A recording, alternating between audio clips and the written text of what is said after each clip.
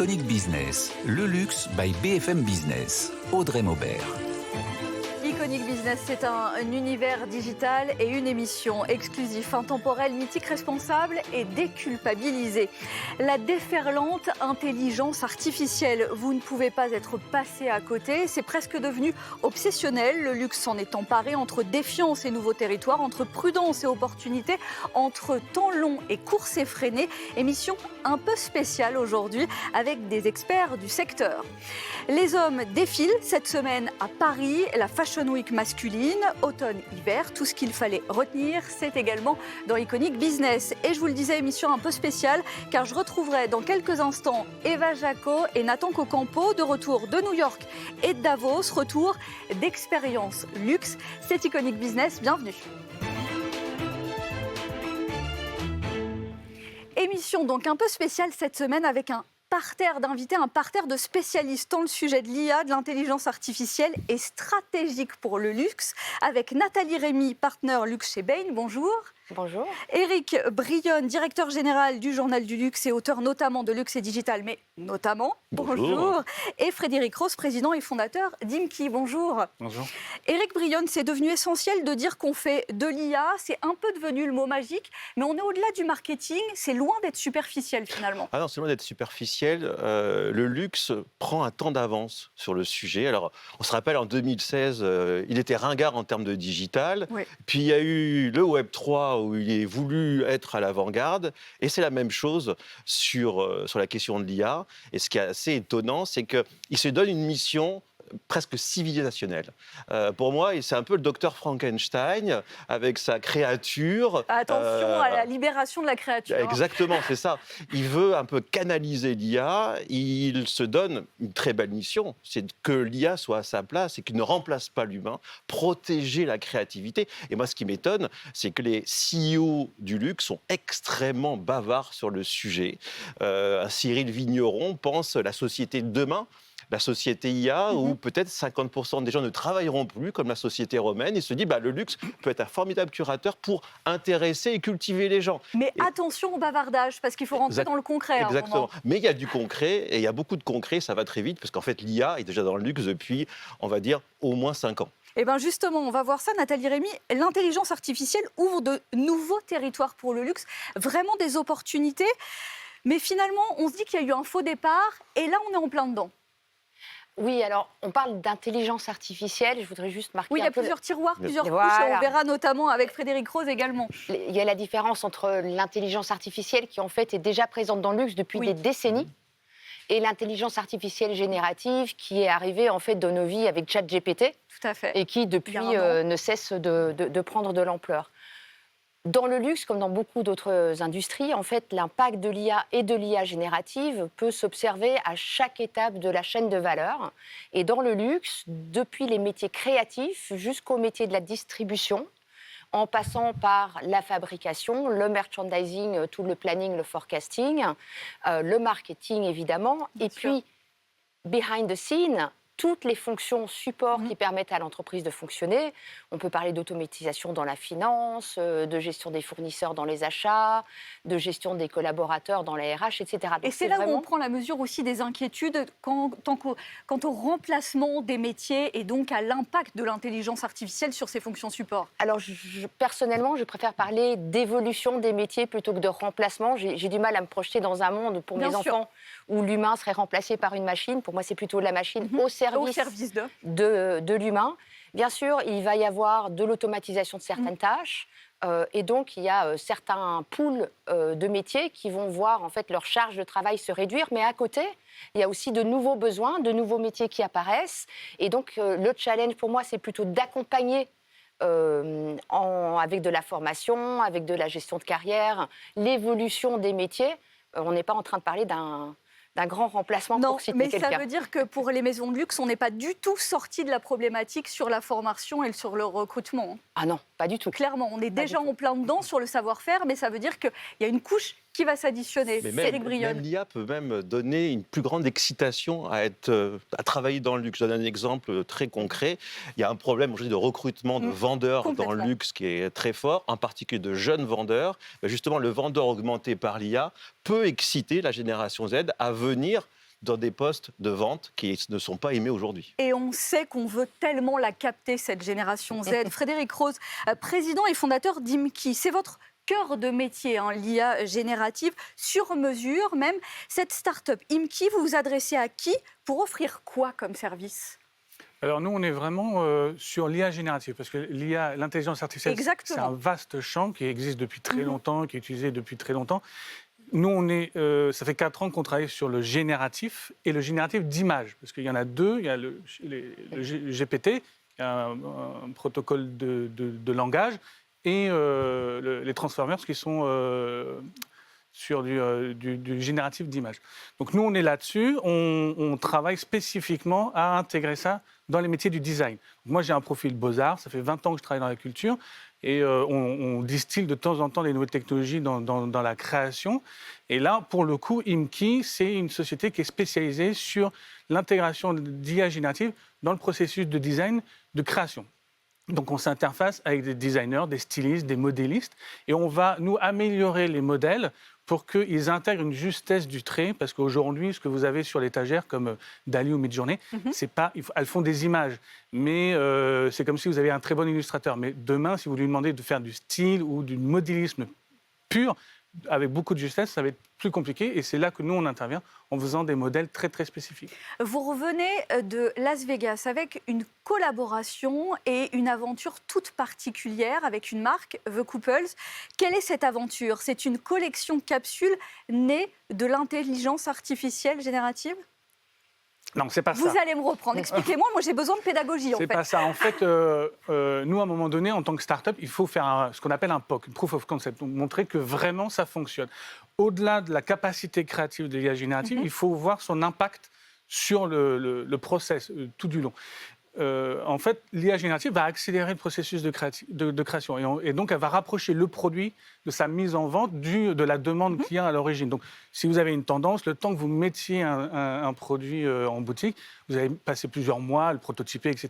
Grâce à l'IA générative... Là, on réduit les coûts et on accède tout de suite à la cible. Exactement. En fait, vous êtes beaucoup plus proche de la demande client. Donc, effectivement, vous allez déstresser la logistique, le stock, etc. Ouais, tout à fait. Donc, ça, c'est l'ensemble de la chaîne. Mais au niveau de la création pure, le process classique, c'est j'ouvre des champs, je ferme des champs, j'ouvre des champs et je ferme des champs.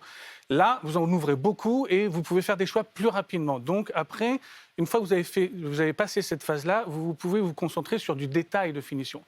Et là, cette capsule-là, en fait, elle montre ça entre le brief du directeur de collection et la création des prototypes, il s'est passé 5 semaines à tout casser.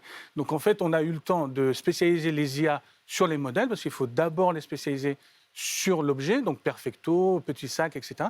Et ensuite, on fait ce que nous, on appelle des IA d'influence, qui soit vont intégrer un matériel ou une spécification de matériaux, soit un ADN de marque. Donc par exemple, là, dans The Couple, c'est le côté un peu rock, un peu glam. Et donc, on a créé une IA spécifique là-dessus qui va influencer celle qui va dessiner, par exemple, des perfectos. Alors, il y a le questionnement à présent entre des marques qu'on verrait un peu plus mass market et le questionnement sur les maisons de luxe. Parce que là, on est clairement en train de parler d'un savoir-faire, mais un savoir-faire séculaire, artisanal. Et puis, là, on a l'impression de quelque chose de beaucoup plus uniforme. On quitte un peu la premiumisation. Est-ce qu'on vend son âme au diable en termes d'ADN? Si vous voulez répondre, Nathalie Rémy. Alors, je pense qu'il y a beaucoup d'usages de l'intelligence artificielle générative dans les processus créatifs et de développement produit. Je pense qu'une première chose, c'est de bien distinguer la partie créative et l'impulsion créative que peut donner un directeur artistique. C'est ça. Par rapport au travail que va faire un studio derrière pour prendre cette idée, la travailler, faire plein d'options et la transformer en fait une idée en proposition de produit. Du travail derrière, parce que quand on parle de processus créatif, derrière, il faut dessiner très précisément des plans produits qui peuvent d'ailleurs être optimisés. On peut parler de développement durable aussi et d'optimisation pour minimiser les pertes, etc. Ensuite, de pouvoir gagner du temps et de l'argent et du gaspillage en faisant du prototypage avec de la 3D, de l'impression 3D nourrie par un outil de calcul, etc. Donc, en fait, quand on prend l'ensemble du processus créatif, il y a effectivement des étapes qui peuvent être améliorées avec l'intelligence artificielle générative, certainement.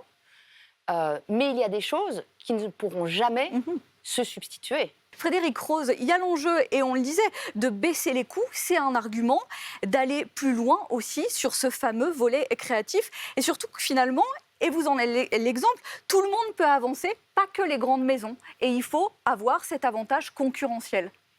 Oui, après, la différence qu'il va y avoir dans le temps, là, ce qui va arriver dans pas longtemps, c'est des IA qui vont devenir des actifs de l'entreprise. Donc des IA qui vont être personnalisés en interne et qui vont avoir une valeur de la même manière qu'on valorise les artisans sur un savoir-faire, etc. Faites ces IA-là, quand vous allez avoir une grande maison qui va créer sa propre IA sur plusieurs produits, et vous allez en avoir plusieurs. Il n'y aura jamais une IA dominante, il va y en avoir beaucoup, en fonction de secteur, en fonction de métier, etc. Et en fait, là, vous allez augmenter un petit peu la qualité de prestation, parce que pour le coup, la seule IA qui pourra faire tel ou tel travail, vous allez la trouver dans telle ou telle maison. Donc on va faire évoluer en interne des IA spécifiques qui vont être liées au patrimoine artistique de votre client, par exemple. Finalement, c'est développer en intelligence artificielle l'ADN d'une maison déjà existante. C'est ça, exactement. Alors vous imaginez, vous avez une cellule créative sur une très grande marque, et vous vous dites aux nouveaux entrants, il va falloir que tu intègres 200, 300 ans d'histoire patrimoniale historique d'une marque. Bon, c'est monstrueux pour un designer de rentrer là-dedans, de comprendre tous les codes de marque. Mais grâce à l'IA et sa capacité à restituer ça, en fait, elle va pouvoir intégrer plus facilement ces personnes-là et leur donner des clés de compréhension et potentiellement les corriger. C'est-à-dire qu'en fait, l'IA, elle produit, mais elle est aussi capable d'analyser ce qu'elle produit et de créer un dialogue avec le designer qui l'utilise. Et de nourrir jour après jour cette intelligence artificielle. Absolument, absolument. Mais c'est même pas on va, c'est que ça existe déjà. En fait, LVMH a annoncé qu'elle construit son intelligence artificielle. Mais en effet, Challenger aussi, je vous donne un exemple formidable. Mais on n'est donc plus du tout dans le temps long. Ah non, c'est terminé. Si, on est maintenant pour un temps long, pour une IA qui va évoluer. C'est ça, pour tourner un peu, d'accord. Oui, exactement. Mais aussi les Challenger, on le citait, prenez l'exemple de Copernic, voilà, une petite maison, dont la tech fait partie de l'ADN vraiment de la maison. Une caisse de résonance à chaque innovation. Exactement, ils viennent faire quelque chose d'extraordinaire, un film sur YouTube qui est à chaque fois différent, avec 180 000 combinaisons. Oui. Pourquoi ? Parce qu'il y a l'IA. Alors, différent comment ? Parce que la fin change, le costume change. Mais ça veut dire que, vous voyez, un Copernic et un LVMH, en même temps, ont ce même désir d'avoir leur propre IA. Mais c'est parce que s'il n'y a pas de propre IA, du coup, on perd la différence, la singularité, et on n'est plus du luxe. Mais ça veut dire que finalement, Nathalie Rémy, les grandes maisons ont pris la mesure de ce que ça représentait, se sont lancées dans cette course, même si on a l'impression qu'il y a eu un petit retard à l'allumage quand même. Je ne sais pas s'il y a eu un retard à l'allumage. Non, vous êtes sceptique, je peux dire n'importe quoi. Non, je ne parlerai pas de retard à l'allumage sur l'intelligence artificielle générative, parce que là, c'est parti très, très vite. Presque pour la première fois, à part le Web 3, effectivement, sur lequel c'était parti très vite aussi, un peu trop peut-être. Mais effectivement, je dirais plutôt retard à l'allumage sur tous les sujets technologiques d'une manière générale. Oui. Le métier d'une maison de luxe, ce n'est pas la technologie. Oui. D'accord. C'est pas la lutte contre la contrefaçon, la traçabilité, etc. C'est des briques qu'on a laissées un peu... Mais il y a tellement d'opportunités qui n'ont pas été saisies, je dirais, sur les 20-30 dernières années d'utilisation des nouvelles technologies. Dans l'étude annuelle que Bain fait avec le comité Colbert, où on fait un baromètre un petit peu de l'adoption des nouvelles technologies, dans l'étude l'année dernière, on a bien vu que le taux d'adoption à l'échelle par les maisons de luxe, membres du comité, de toutes les nouvelles technologies, je ne parle pas que d'intelligence artificielle, ça peut être du RFID, ça peut être etc., était extrêmement bas. Alors, sur les technologies historiques, c'est vrai qu'il y avait un ticket d'entrée en termes de niveau d'investissement qui était tel que seuls les grands pouvaient se le permettre. Et donc, tout le reste de l'industrie était un petit peu en train d'attendre et de regarder. Aujourd'hui, en fait, l'intelligence artificielle générative est très accessible. Et donc, même les plus petites maisons peuvent se lancer. Et du coup, il y a un effet d'engouement et d'entraînement où et les grands et les petits avancent en même temps. Et donc, ça donne une sorte de foisonnement d'innovation et de POC. Puis il y a un renouvellement de talent. Je prends un exemple, on a Frédéric Arnault. Frédéric Arnault, il a travaillé 6 mois chez Meta à l'intelligence artificielle. J'ai échangé beaucoup avec lui sur la question de l'intelligence artificielle. Donc il y a une culture aussi qui est rentrée dans les maisons, dans les équipes aussi, avec un appétit assez incroyable. Donc tout cela va quand même nourrir l'unique et l'expérience, puisque c'est un peu ça l'enjeu toujours pour les maisons de luxe. Toujours. Ils sont parfaitement conscients de leur singularité. Ils sont aussi parfaitement conscients des menaces de l'IA par rapport à cette singularité, tant en termes d'ADN, mais aussi de remplacement, soyons clairs. Et c'est pour ça que finalement, je trouve qu'il y a un message intéressant, et c'est ce que j'essaie de transmettre aussi à mes étudiants, c'est qu'une IA générative, vous pouvez faire une IA générative, votre IA générative, vous le faites pour 20 € par mois. Bon, c'est un investissement, mais quelque part, vous voyez tout à fait, c'est votre première main à vous. Donc, il faut s'habituer à travailler. Et le luxe dit souvent que c'est l'aiguillon créatif. Ça permet d'être plus créatif, mais pas se reposer sur ses lauriers. Frédéric Rose, vous voyez déjà cette course effrénée, donc vous, par rapport à vos feuilles de route, à vos clients, à celui qui va avoir l'avantage concurrentiel sur l'autre et préserver l'unique et l'expérience. Alors, je suis moins peut-être enthousiaste que mes camarades parce qu'en fait, le secteur du luxe en particulier a été très surpris par l'apparition des IA génératives. Et pourtant, ça touche directement leur cœur, qui est la création, la propriété intellectuelle, le patrimoine. Parce qu'en fait, pour qu'une IA excelle, il faut qu'elle ait des bases de données de qualité. Et évidemment, dans ces maisons-là, c'est ce qu'il y a. Sauf que les IA que vous avez aujourd'hui, Midjourney, Dall-E, etc., en fait, c'est le fond du tiroir d'Internet. Donc ça veut dire qu'on n'est quand même pas sur de la super qualité. Et quand les maisons de luxe nous ont interrogés début 2023, ils étaient tous, les sujets, c'était Web3, Métaverse, etc. Donc l'IA générative, pas trop. Personne ne connaissait. Et l'idée, il y a beaucoup de data scientists chez les maisons de luxe, mais ils étaient plutôt orientés sur analyse statistique, prédiction, etc., etc.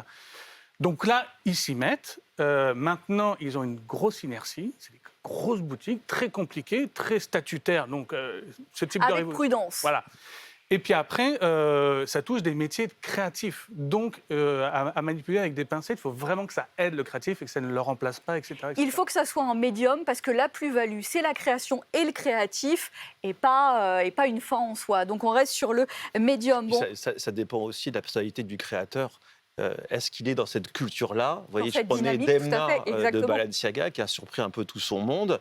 Vous voyez, la carte de vœux, le premier message, c'était les archives de Cristobal Balenciaga, 4 photos, mais animées, des vraies photos animées grâce à l'IA. Bon, la bataille de l'IA, ce n'est que le début. Merci à tous les trois. Merci Nathalie Rémy, partenaire luxe chez Bain. Frédéric Rose, président et fondateur d'Imki. Éric Brionne, directeur général du Journal du Luxe et auteur notamment de Luxe et Digital, d'avoir été cette semaine avec nous pour défricher un peu ce sujet de l'intelligence artificielle dans Iconic Business. Dans un instant, la Fashion Week à Paris. Les hommes défilent avant le rendez-vous haute couture la semaine prochaine. Les désirables de la semaine, tout ce qui nous a fait envie, séduit et intrigué ces derniers jours. Une sélection particulière cette semaine, avec moi notamment Juliette Weiss, et c'est la Fashion Week cette semaine. Les hommes à Paris, automne, hiver, et vous avez retenu les temps forts pour cette semaine. Tout à fait, Audrey. Alors, on a retenu 3 défilés. Le premier, c'est celui de Pharrell Williams. Encore, on ne parle Louis Vuitton, ne parle que de lui. Alors, cette fois-ci, il avait choisi le cadre du jardin d'acclimatation à quelques pas de la Fondation Louis Vuitton. Et alors là, c'est un défilé ambiance western, un véritable hommage à sa Virginie natale.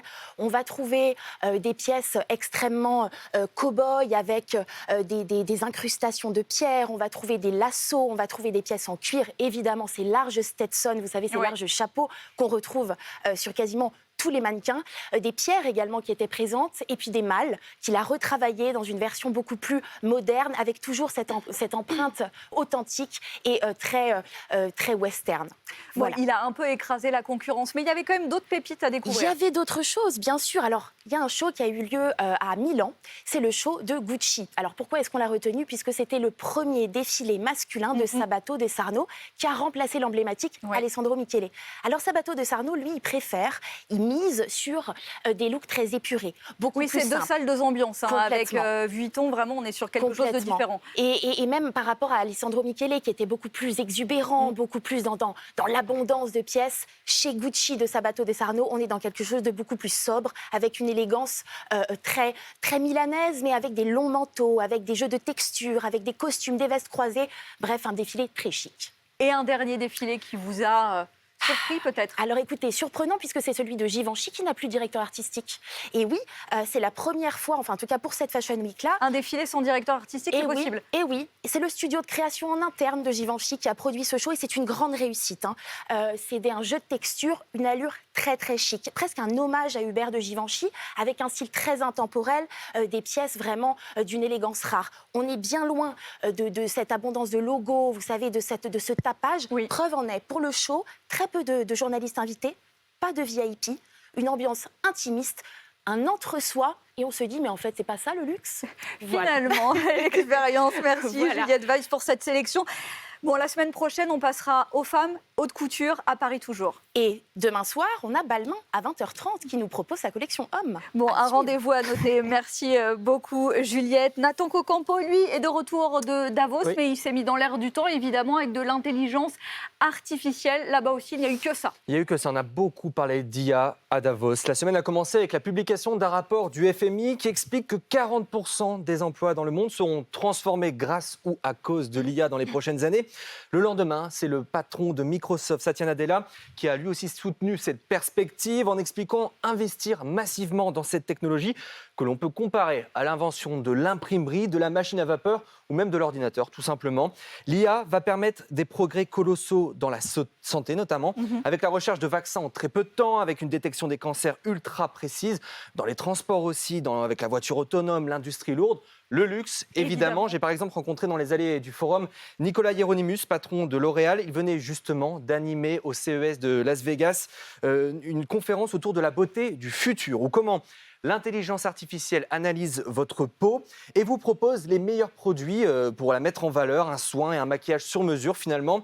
Alors au-delà de ce discours général assez optimiste finalement sur l'intelligence artificielle, on a quand même eu quelques inquiétudes au Forum économique, notamment. Oui, c'est le moins qu'on puisse dire. Ouais, c'est le moins qu'on puisse dire, notamment venant de Sam Altman, fondateur d'OpenAI, la star de l'intelligence artificielle. Je le cite, on ne peut pas affirmer ce que deviendra l'intelligence artificielle, une technologie extrêmement puissante dont il faut se méfier. Le monsieur IA a très sérieusement mis en garde tous les patrons présents à Davos. La prudence s'impose, il faut aller pas à pas et apprendre du passé, ne pas reproduire un Hiroshima. Les mots sont forts. Sam Altman prend donc de grands débats sur les garde-fous potentiels, des garde-fous pour le monde entier ou par pays. Beaucoup s'inquiètent car leur avenir est entre nos mains et ils ont raison de s'inquiéter. C'est ce qu'a lancé Sam Altman. À nous de prendre les bonnes décisions. Et merci Nathan. On en parlait tout à l'heure avec Éric Brion. C'est la créature, Frankenstein, et puis le créateur à côté et les règles autour et comment on s'en sert, et notamment pour l'industrie du luxe. On termine cette sélection si particulière avec Eva Jaco, elle de retour de New York. On voyage beaucoup pour Iconic Business. Une visite notamment chez Tiffany. On est sur la mythique 5e avenue à New York. Oui, la rénovation de Tiffany en avril dernier, 500 millions de dollars qui ont servi à cette rénovation. Le magasin le plus spectaculaire de New York. Alors en tout, 4 ans de travaux. On découvre vos images justement à l'écran si vous nous suivez à la télévision. Et là, vous devez voir 3 nouveaux étages en verre. Ça fait 10 étages en tout, 10 000 mètres carrés. Alors il y a vraiment de tout dans ce magasin. Là, dès qu'on rentre, par exemple, à l'intérieur, on voit des fenêtres sur les côtés qui diffusent des images de Manhattan et qui s'accordent aux saisons. On a aussi chaque étage qui est dédié à un univers précis, à des catégories de produits. On a par exemple les bagues de fiançailles, ce sont les iconiques de la marque, mais aussi des collections spéciales de l'art de vivre, de l'horlogerie avec un encart dédié à Patek Philippe. Enfin, il y a aussi... en fait, ce lieu, c'est vraiment un lieu culturel. Vous avez des œuvres d'art, il y en a une quarantaine. Dès qu'on entre, par exemple, on tombe nez à nez avec une œuvre de Basquiat. Il y a aussi la mythique robe d'Audrey Hepburn qu'elle porte dans Breakfast at Tiffany's.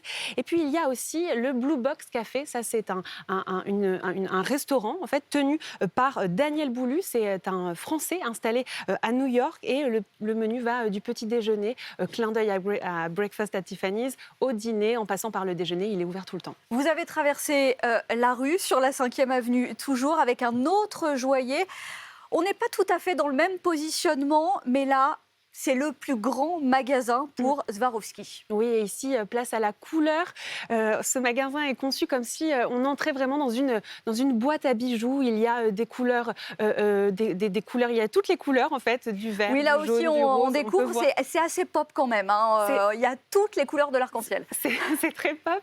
Et il y a des couleurs, il y a des matières nobles, il y a du velours matelassé, du marbre rose, de la soie. Et puis, c'est un parcours. En fait, le magasin est conçu comme si on rentrait dans une exposition, en fait. Il y a aussi l'histoire de la marque qui est exposée avec la maison du créateur, les 128 ans d'histoire, finalement. Ça va des Oscars au tapis rouge du Met Gala à Marilyn Monroe. Et puis, il y a aussi des collaborations de la maison avec des artistes. Et puis, c'est vrai que Swarovski emprunte vraiment les codes du luxe, puisqu'il y a aussi un endroit où on ne peut accéder que lorsqu'on a vraiment rendez-vous. Et c'est pour regarder les pièces spéciales de la maison. Alors voilà, une vision moderne. Et tout ça, c'est le fruit du travail de la directrice créative de Swarovski. Et un net repositionnement aussi pour aller chasser peut-être sur le territoire de Tiffany pour Swarovski. Merci à tous les trois, Juliette Weiss, Nathan Cocampo et Eva Jaco. Iconic Business, le luxe par BFM Business, exclusif, intemporel, mythique, responsable et déculpabilisé.